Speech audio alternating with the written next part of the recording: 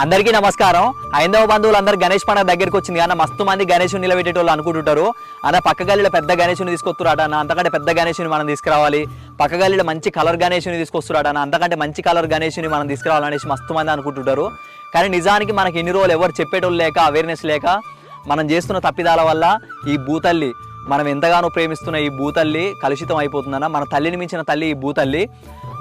మన సంస్కృతి సంప్రదాయాలతోటి ఈ భూతల్లిని మనం కలుషితం చేయొద్దు. ఇప్పుడు తీసుకొస్తున్న గణేషులు కెమికల్ తోటి తయారైనవి, అంటే ఆ కలర్స్ కానీ అవన్నీ మనం నిమజ్జనం రోజు చెరలు వేసినప్పుడు ఆ నీళ్ళంతా కలుషితం అయిపోయి చేపలు చనిపోవడం కానీ, లేదా ఆ వాటర్ అనేటివి భూమిలోకి, గ్రౌండ్ వాటర్లోకి ఇనకడం కలుషితం అయిపోతుంది.